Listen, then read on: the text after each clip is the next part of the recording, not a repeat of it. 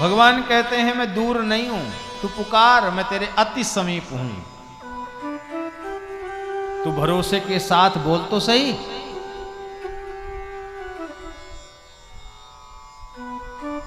भरोसे से पुकारा और भगवान प्रकट हो गए। ग्राह के कंठ को काटकर गजेंद्र को बचा लिया।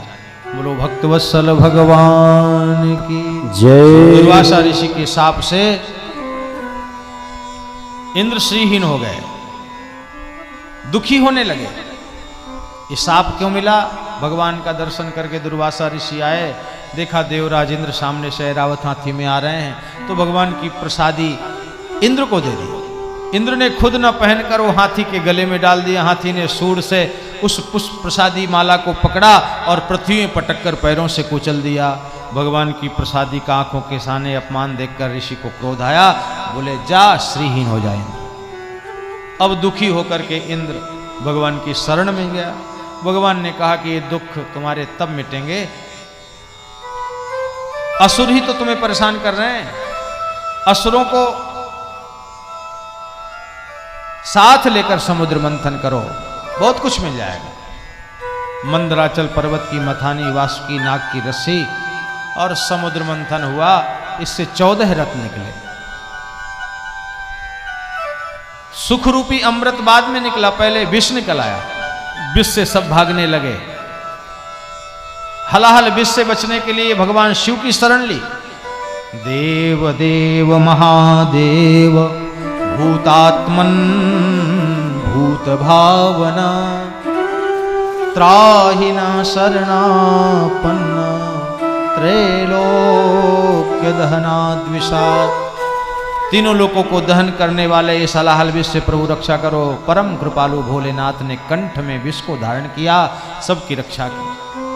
लक्ष्मी जी का प्रादुर्भाव हुआ, रंभा नाम की अप्सरा निकली,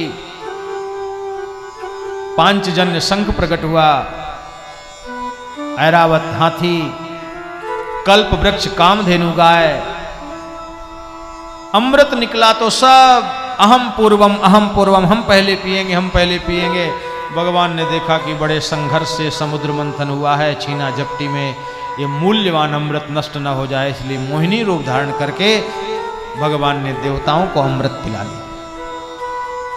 देवताओं को अमृत मिल गया, अमर हो गए।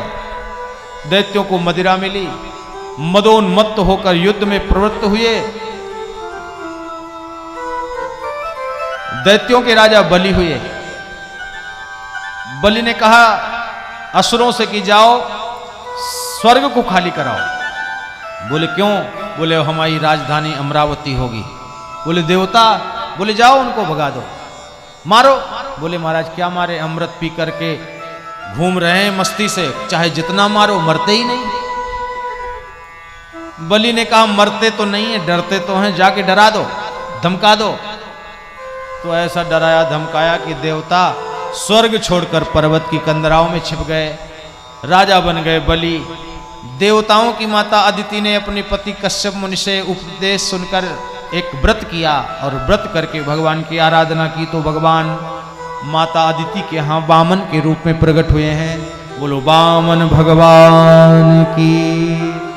वामन भगवान की दिव्य छटा को देखकर आकाश ने छत्र प्रदान किया, छाता दिया। धरती ने चरण पादुका दी। ऋषियों ने मूज मेखला यज्ञोपवीत पहनाया है।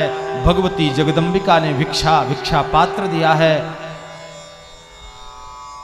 हाथ में छत्र, जल से भरा कमंडलू, चरण पादुका पहनकर भगवान वामन राजा बलि की नर्मदा तट पर विशाल यज्ञ राजा बलि कर रहे हैं। बोलो वामन भगवान की जय। यज्ञ में पधारे हैं भगवान वामन। राजा बलि को पता चला, यज्ञ को विराम देकर वामन भगवान के दर्शन के लिए बोलो वामन भगवान की जय हो। भगवान वामन की दिव्य झांकी, भगवान का स्वरूप हमारे सामने प्रकट है। बोलो वामन भगवान की। बलि ने जब देखा वामन भगवान को तो राजी हो गया।